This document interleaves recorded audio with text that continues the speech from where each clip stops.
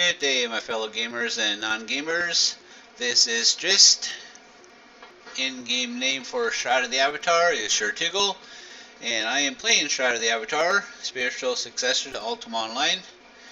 And have you ever recorded a video that was about a good 35 minutes long, and at the end you're done, you're feeling confident about it, and then you go do a playback to review it, and you realize your sound was all tweaked the hell up? Well, that's what I just did. I started where I left off yesterday in Elysium Mine, and I worked my way through room number 2, showing you that. Worked my way into room number 3, which is where I'm at right now. This is room number 3 of the Elysium Mine, and then I got to reviewing my video, and my sound was all tweaked. So I've fixed that problem, and now I just don't feel like running through this mine again. So I'm going to change my whole approach. We're going to talk about deck building here. So this is actually a great opportunity for a screenshot here. So I'm going to do that real quick. I'm up on a little stepstone thingamajigs, and let's see, right about there. Screenshot, and then we're going to swing around, and this is a great view of that room there. Look at that, gorgeous. Another screenshot there. Voila. Alright, bring the stuff back. So we're going to talk about deck building for all you new people out there, and you're still learning the deck system and whatnot. It's unique. It is a very unique system. So if you look up here under your window selector, these are the glyphs that you currently have trained that you can use. And these ones, if you want to populate this bar with a glyph, then this is where you'd pull it from. Except for those combat ones. Non-combat ones go on this thing right here. Combat glyphs like that, discharge, won't actually populate there. But this dash will, which I just moved from there to here. Obviously that means only one of those glyphs of the same kind can populate one spot. You can't have a dash here and a dash there. So there's that. This is your non-combat bar. So I put my light source out here, my little dash, which when I'm trying to get around quick, that helps that.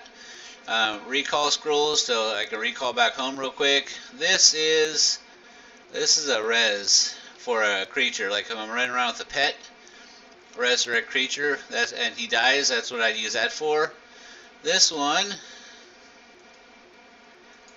what is that one for? I don't remember that one there. That is probably along the life tree, I'm thinking. I bet you that's a res for a normal player. I bet you. I don't use it a lot, so that shows how much I know. Let's see, it's this one, resurrection. So there you go. If I was playing with another player and he died, I can resurrect him with that. That's why that's out there. And then this is my elemental, my earth elemental. And then this is if I need a little extra strength boost, that increases my stats. And this one as well increases my strength as well. So that's what they're there for. Ooh, look at that. I just got wrapped into a bunch of shrubbery. So now as far as deck building itself, your combat decks, you do that through this little one right here, combat decks. And so I currently have these decks created, and I've already done a video explaining this and this one and this one.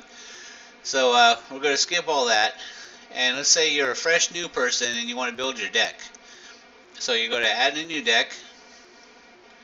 So it open up here, and now up here we're going to name our deck. So we're going to name ours New Deck. Well, it was already named New Deck. That was a let's see, New Guy Deck. New Guy Deck. There we go.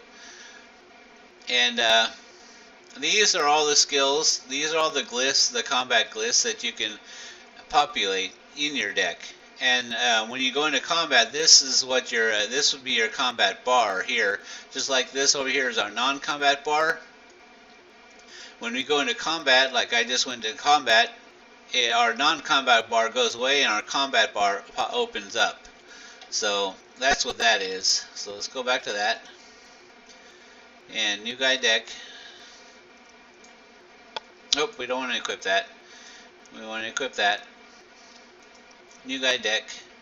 And I'm a friendly reminder, please subscribe to the channel if you like what you see, and give me a thumbs up as well. And any comments that you, anything you would like to see done, or anything I'm doing well, or anything you'd like to see me do better, comment in the comment section. That'd be fantastic. So here's our combat bar right here. So we would pick and choose which one of these we want to use in combat. And let's say we want to be a fire mage, and we've been training up our fire skills, which actually did train up all my fire skills to let's see, a pretty good amount actually. I have, so they're all at least 60 or higher, except for that elemental, which I don't really use him, but everything else is 60 or higher for me, so that's not bad. So let's say we want to build a deck of fire. So we're going to start off with this fire arrow, which is a ranged attack. It doesn't take any reagent, and there's two ways you can do this. Most people, when you're first starting out, will drag it down here, and now that glyph is in that combat spot, and it's locked, which means when you go into combat, let me show you what will happen when you go into combat. Done. We will equip it. When you go into combat, that's where that thing is at. And what it's going to do is going to go through its cooldown timer until it can be used. It's never going to leave that spot, and when you use it, it goes into another cooldown timer of whatever that is. And when that cooldown timer is done, you use it again. That's what happens when you lock a card in a specific spot. Not what you call the most optimized solution, but when you're a new guy, a lot of people would do that at first. They would just lock their cards into a specific spot. They might put fire arrow there. Let's see. They might put flame fist here, and ring of fire there, and then they will just kind of bounce back and forth. Whichever's not on cooldown, they will use that one. So that's like a starter approach. And then when you get a little more advanced, you will do something like this. You unlock that, and notice how it now moved that up there. That means that, and we're going to unlock that one, that moved it up there too, and unlock that one. So what that means is when you go into combat, the cards that you assign to any one of these spots, you can actually assign more cards than one to a spot. So since it's unlocked, we're going to assign that card to that spot, and we're going to assign that card to that spot. And this spot is unlocked, as are these. And I'm going to show you what will happen when you unlock it and you assign multiple cards to that spot. We're going to say done. We go into combat. One of those three cards is going to make an appearance here. It's random, and there we go. So that one made the appearance. We're going to use it. There's no cooldown timer. A slug popped up. We'll explain slugs in a minute. You can right click to get past your slugs. And now that one popped it up there, and now this one, now we have a ring of fire here, and if we could use it. So basically the cards that you assign to those spots will randomly appear in those spots, and then you use them, and then the next one will randomly appear. That's actually much more efficient, because what will happen when you lock a card into a spot, let's go back here. When you lock that card into a spot, it will use 10 focus by using that card from that spot. But when you unlock it,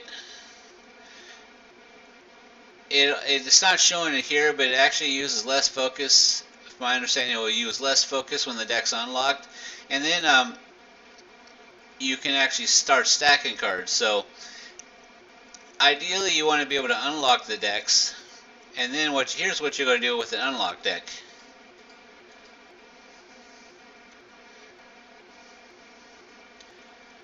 the first thing you're going to do with an unlocked deck, you're going to assign the cards to your spot, where you want them, and you're going to assign them. Like I want these. I want that card. Okay, we need to unlock it here. I want that one to appear here, and I'm going to unlock that. I want that to appear here. I want that to appear here. You're going to assign that glyph to whichever spots that you want it to have a chance to appear in. And for me personally,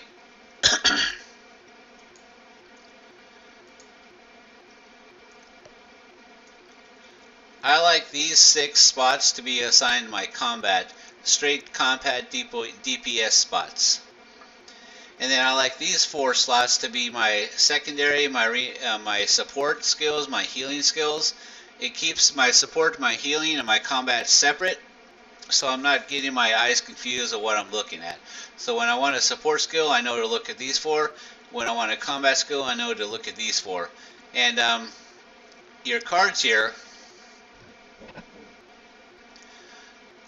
at level 1, you can only have 1 of this fire arrow over here. At level 2, you can have 2 of these fire arrows over here. Level 20 will give you an opportunity to put 3 over here. Level 40 will give you the opportunity to put 4. And level 80 will give you the opportunity to put 5. And what that means is that at any given time, if you have 4 of these over here, you can have at most 4 of these popped up down here. And if I have a 5th one over here, at any given time you can have a max 5 of them popped up down here. Basically that increases their chance of appearing, and the more of it you have stacked on this side, the more greater the chance of them coming up down here. So with this being level 70, we can fit 4 of them here. So there we go, and we've got them assigned to their spot, and it's all unlocked. So we want to do Flame Fist now, and Flame Fist is a combat one. So for us, we're going to do that over here as well. And also when it's unlocked, like I said, you can assign multiple cards to the same spots. It'll just randomly pick which card comes up for you to use, like a card deck. And notice there's only 1 here, and that's a level 70 skill, so we can put 3 more.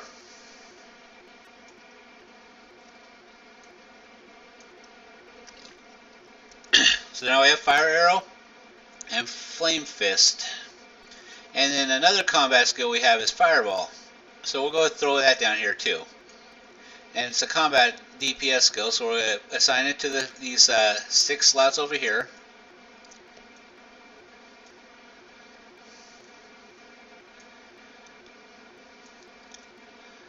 And then Fire Arrow is a level 70 skill for me, and I have currently 1 over here, so we can put 3 more, giving us a total of 4 that can come up at any given time. That's 3. And a slug is an unassigned spot. So you have 23 glyphs.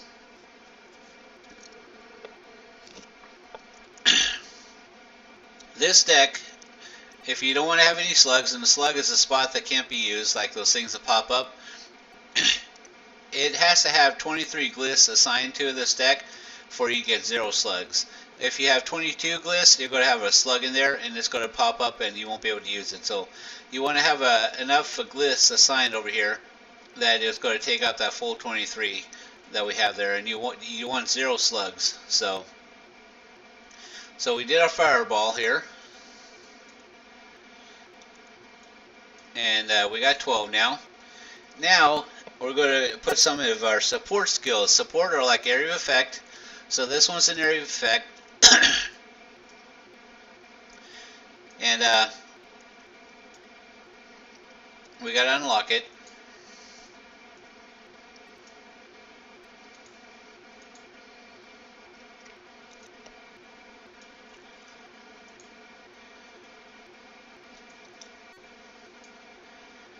And now we have 16 glyphs assigned out of a total of 23, and that gives us 7 slugs. And this is a level 70 skill, so we can put 3 more over here. Actually, we have 3. We could put, no, we have all 4, so we're good there.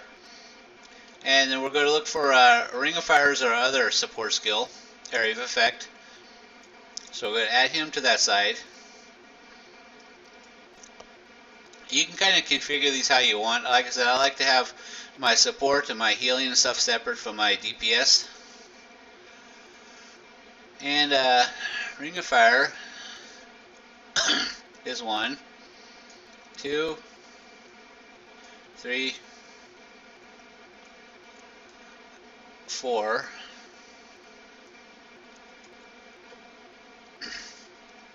And now we still have 3 slugs. So we have 2 area effect, and we have all of 3 DPS glyphs here. And we need some heals because we're going to be taking damage. We want to be able to heal ourselves, so we're going to put those here as well. Oh, I already put that one there.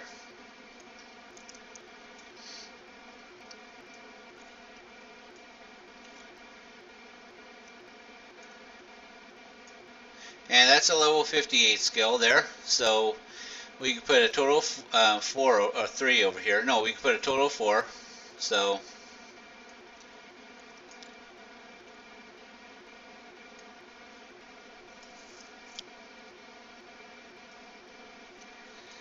and now we have no more slugs. This is ideal. We don't want to have slugs, which means anytime something pops up here, it's going to be a skill we can actually use. So that's what we want. And I might normally do something more with this, but this is kind of ideal. You don't want to put too many DPS stuff here, and you don't want too many support stuff here, because too many things will be trying to pop up. So this is actually pretty decent right here. So let me show you what you can do with an unlocked deck that's like that. And it's a new guy deck, 24 glyphs, and no slugs. Now we need to get off this thing over here where these guys won't come after us. So we're going to go into combat. And with an unlocked deck, you can see these things start to pop up, right? And they have a timer that they're going to be up here for. And then when that timer expires, they will disappear. And as you can see, from here down is all combat DPS stuff. And then from here down is my support stuff. And see that their timers are expiring, they're starting to disappear on me. I haven't used them yet. And now a new one pops up in this place. And I have three separate cards assigned to each of these spots, so one of those 3 cards will pop up at any given time. And with a total of 4 of these arrows on here, at any given time I will have up to 4 arrows actually open and available to me. Or if it's a level 80 or higher, I can have up to 5 up and available at any given time. So the way we're going to use this unlocked deck is we like to stack our. You don't want to ever fire off a card by itself. You're going to get the base damage from it and nothing more. And it's going to hit for. It's going to require the most amount of focus if you just fire off a single one. What you want to do is you want to stack it. 2 similar glyphs, you want to stack them. Stack them again. It actually increases the power of that glyph. When you do fire it off, the more you stack, the more powerful it becomes, and the less focus it takes. So anytime you see similar glyphs that pop up, you want to stack them. And like I said, it makes them more powerful, and it uses less focus. So, and then we have 4 there. Then when you fire that fireball off, it's going to actually be much more powerful than a single one would be. So, fire arrows, we're going to stack those, fire those off, stack those. Many times I'll fire off a single one all the time, but ideally you really don't want to fire just a single one off by itself. So, and then of course when we use our heals, if we were actually taking damage. This guy's not coming after me because I'm on the other side of him. And voila, we just killed him. So that's the power of an unlocked deck. You stack similar ones to increase their power and to reduce the focus cost. And like I said, you can do what I did where I assign just my combat ones here and my support ones there. Or you can just use the open free range across the board thing. But that's basically how you build a deck in this game. And whether you mix and match your fire skills with your water skills or your ice and your death or whatever, that's how you do it. So subscribe to my channel and like the videos. I would greatly appreciate that. And comment in the comment section if you would like to see me do anything or anything I can do to improve this. And I will talk to you later. Have a great day.